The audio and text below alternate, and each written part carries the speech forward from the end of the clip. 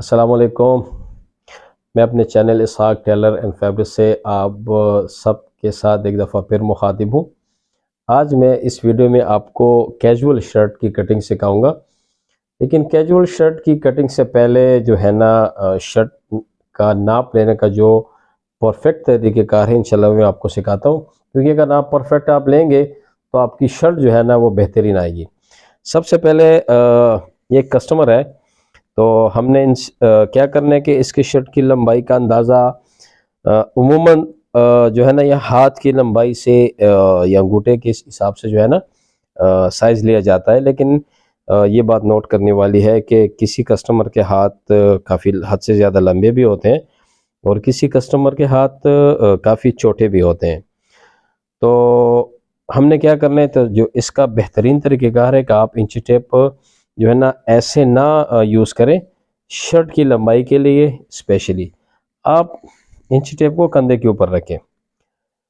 अब देखिए, अगर मैं उमूमन तौर यहाँ ये अंगूठे के इस कोने के साथ लंबाई ली जाती है, वेस्ट कोट की भी, कोट की भी और शर्ट की भी। तो अगर आप ये देख लें तो ये शर्ट काफ़ी लंबी आ रही है। तो हमने क्या करना है कि हमने इस इंची टेप को ऐसे कंधे के ऊपर थोड़ा सा पीछे ले जाके फिर थोड़ा सा आप पीछे जाएं और अपने नज़र के तजुर्बे से देखें कि शर्ट इसकी जो है ना लंबाई परफेक्ट आ रही है कि नहीं आ रही। तो इंशाल्लाह मेरे हिसाब से ये शर्ट की लंबाई बिल्कुल बेहतरीन है। ये इसकी लंबाई बनती है 26। ये हो गया लंबाई का तरीका। उसके बाद जो है ना हम लेंगे गले का साइज़। तो ये भी आपको जो है ना नोट करना है कि ये जो गर्दन होता है, नेक, ये कुदरती तौर थोड़ा सा ना स्लोप में होता है। तो आपने ना यहाँ से इंची टेप लपेटना है या बिल्कुल जो है ना नीचे, आपने यहाँ पे सेंटर पे आपने गले का नाप लेना है। ये हमने गले का नाप लिया। ये इसका तकरीबन गले का साइज बनता है 14.5। उसके बाद 14.5 के बाद जो है ना जो हम तीरा का नाप लेंगे। तो तीरा का नाप का लेने का जो है वो ऐसा है कि आप इंची टेप ज़्यादा नीचे भी नहीं लेके जाएंगे और ना ज़्यादा ऊपर रखेंगे। बिल्कुल जो शोल्डर के ये कोने हैं, आपने बिल्कुल यहाँ से जो है ना फिक्स नाप शोल्डर का लेना है, क्योंकि आपके शोल्डर के ऊपर आगे कटिंग होनी है। तो अगर ये नाप आपका परफेक्ट होगा तो आगे शर्ट भी आपकी परफेक्ट आएगी। तो मेरे पास ये इसके शोल्डर आ रहे हैं तकरीबन 18.25, बिल्कुल फिक्स आ रहा है। तो 18.25 से ही आपने इंच टेप ऐसे रख के आस्तीन का साइज़ लेना है।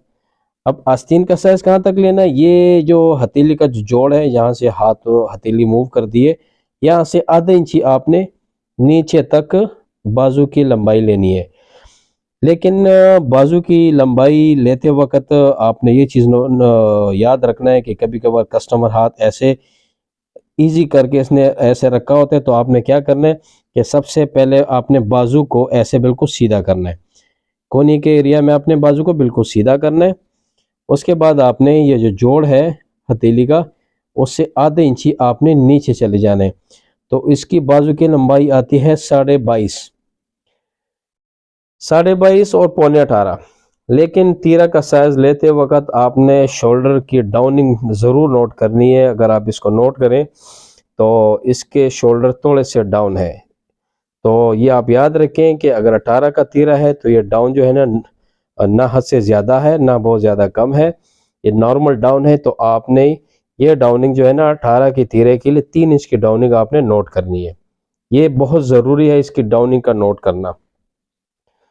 उसके बाद जो है ना शर्ट की फिटिंग जो है ना वो आपका डिपेंड करता है चेस्ट और वेस्ट के ऊपर। तो आपने क्या करना है कि चेस्ट का नाप बहुत ज़रूरी है। आपने चेस्ट का नाप का जो तरीक़ेकार है वो ऐसा है कि इंच टेप आपने ऐसे मूव करके उसके बाद आपने लपेटना है। अब आप के जहन में सवाल आएगा कि इंच टेप के लपेटने का मकसद क्या है। इंच टेप के ऐसे मूव करने का मकसद यही है कि कभी कभार कमीज़ जो है ना, कमीज़ की वजह से इंची टेप पीछे रह जाता है। तो अगर इस तरह मूव करके अगर आप इस तरह इसको मूव करेंगे तो इंची टेप मूव होकर जिस्म के ऊपर बिल्कुल टच हो जाएगा। उसके बाद आप ये नोट करें, इसकी चेस्ट की लंबाई है इसका चेस्ट का साइज़ है 36।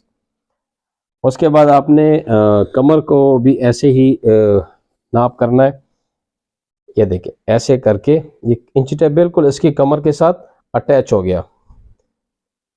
ये अब इसका जो कमर का साइज है 34.5, चेस्ट इसका 36.5, कमर इसका 34.5। उसके बाद हिप की बारी है, तो हिप के साथ भी आपने ही यही तरीक़ेकार इख्तियार करना है। तो हिप का साइज इसका बनता है 39 इसके हिप का साइज बनता है। अभी हम जाएंगे और आपको शर्ट की कटिंग का मुकम्मल तरीक़ेकार सिखाएंगे कि आपने शर्ट की फिटिंग कितनी रखनी है।